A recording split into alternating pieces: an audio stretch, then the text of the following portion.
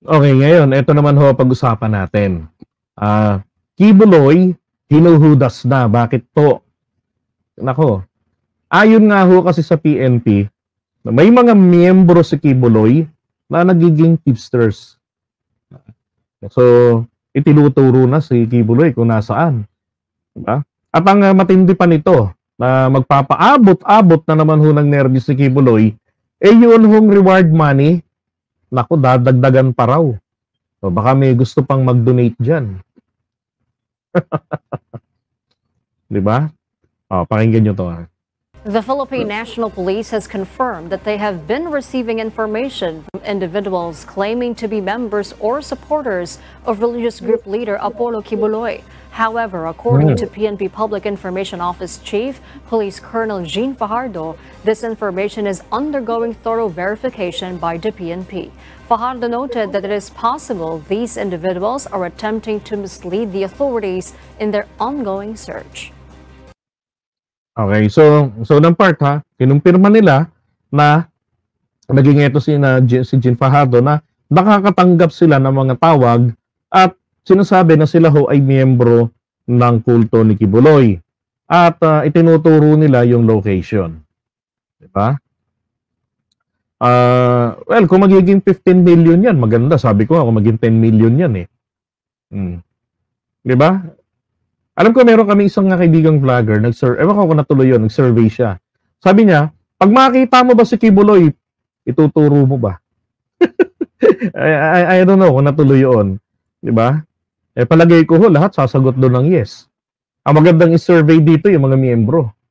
Pag nakita mo ba si Kibuloy, ipagpapalit mo ba sa 10 million or sa 15 million? Pero dito, may mga tumatawag na ho sa PNP hotline. Mula po nung naglabas po tayo ng rewards sa sino man pong makakapagbigay po ng information, dinagsa po tayo ng mga tawag giving information. Some of them are claiming na sila po ay mga taga-suporta. Pero kagutulad ng sinasabi po natin, hindi po natin ito basta-basta tatanggapin. Baka nga yung iba ay prank calls lang, baka yung iba naman ay intended para ilayo tayo dun sa tinutumbok po natin ng mga areas na possible po na kinakokoonan po ng mga pinaghahanap po natin. So lahat po itong information po na ito ay vinevet po natin, kino-confirm, binavalidate po natin sa ibang sources po natin. And of course, yung intelligence community po natin. Okay. Additionally, Fajardo mentioned that the PNP has obtained a promising lead in their search for... Uy, grabe. PNP has obtained a promising lead. Yari ka ngayon, Kibuloy. So, meron na talagang indication. Ibig sabihin, ganito ho kasi ginagawa dyan eh. Siyempre, meron tayong NICA, National Intelligence Coordinating Agency. Sila yung mga nagpapadala ng mga tik-tik, yung mga nag-spy, nagbe-verify. Yan yung katulad ng araw rito sa may Santa Mesa, meron ditong bilyaran eh. Ngayon malaking condominium. Diyan yung simbahan ng isa sa mga best friend ni Kibuloy. Okay? Ngayon, doon banda, meron dong issue tungkol sa transaction ng illegal na droga. Palagi. Doon. Hindi pa uso ang CCTV nung araw eh. At napakamahal pa kung meron. Siguro mga around early 2000. Ganyan. So, nangyari, ito hong intel natin, nagpadala ng tao doon. Isang araw nagulat ho sila na merong lalaking hubot-hubad, taong grasa, at nakita nila naglalaro ng jebs. Ganon. Hindi naman kinakain, naglalaro lang. So paniwala naman nila na ito nga po taong grasa at doon na tumira sa gilid ng poste ng kuryente.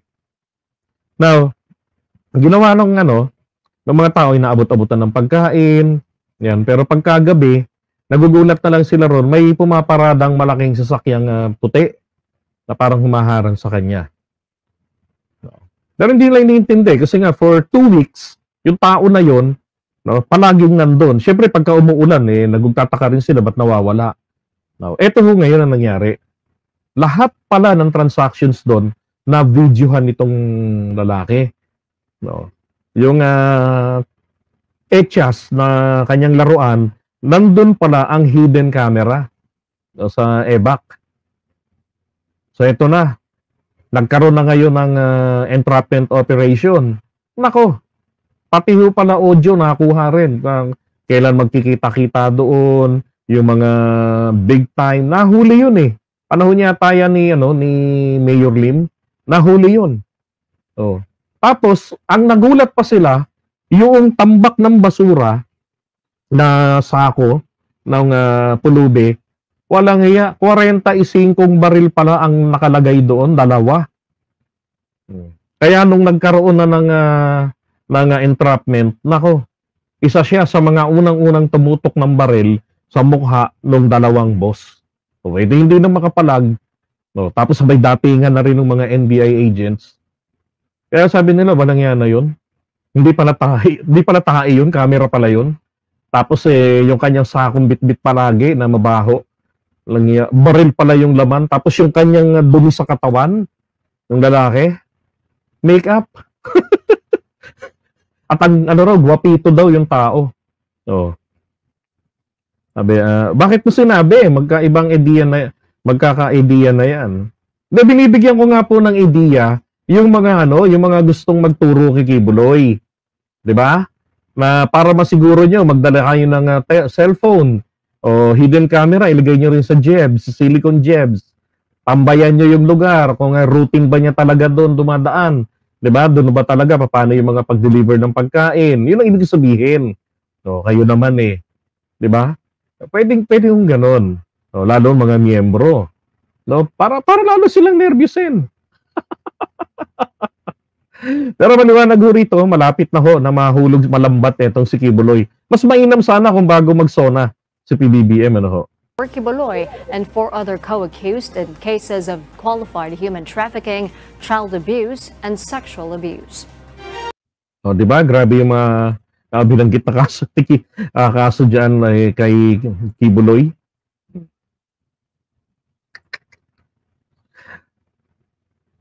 So, kung ganito yung kalagayan na mayroong mga members na nagtitip na sa ating na PNP, nako, palagay ko ho, talagang dyan ho magkakasubukan kung yung sinasabi nila na kapag kasi Kibuloy raw ho ay naaresto, malaking gulo. Baka mauwi doon sa civil war. Kasi pag si Duterte daw ay nakulong o inaresto ng ICC, civil war daw po yan. Kaibigan niya ni Duterte, hindi pababayaan ng mga DDS. Plus idagdag mo pa etong kanilang grupo ng KOJC. Sus Mariosep. Di ba? Sa akin nga, sana mangyari nga ho kaagad yun na mahuli si Kibuloy. And then tignan natin at lalong mas maganda kapag ang tipster po na nakapagpahuli sa kanya, 'di ba? Miyembro nila. Talaga naman, 'di ba? Abot-abot na rin ng nervyos diyan ng mga Duterte pagka nagkaganyan. Ibig sabihin, hindi ho katulad ng Iglesia ni Cristo ang kanilang kulto divided cult, not divided church. 'Di ba? Isipin mo naman kasi common sense na lang Sinabi ni Kibuloy siya may-ari ng buong mundo. Diba? Tapos hindi niya mapa-stop yung mga nangyayari sa paligid. Diba ang Panginoong Hesus? Noong nilitis, humarap sa Sanhedrin. Hanggang sa mapatawan ng kamatayan. Diba? Although nagpakita siya ng kanyang matinding takot. Diba? Nung nananalangin siya at yung kanyang pawis, nag-animay patak ng dugo. Nung sinabi niya sa Ama na kung maari ilayo niyo sa akin ang sarong ito. Pero your will be done, ang sabi niya. Kung ano man ang iyong kagustuhan, yun ang mangyari. Bakit naman itong si Kibuloy? 'Di ba? Hindi porket appointed son, exception na po sa sa pagpapakita ng mataas na level ng pananampalataya. Itinuturing na ang kanyang sarili ay isang katulad ng Diyos. Tapos si Duterte, sa kanilang paniniwala, sa mga DDS din, at miyembro ni Kibuloy, ito yung itinalaga ng Diyos na solusyon para sa bansang Pilipinas. At ito ay hindi man siya miyembro, pero ito yung katuwang ni Kibuloy. Diba?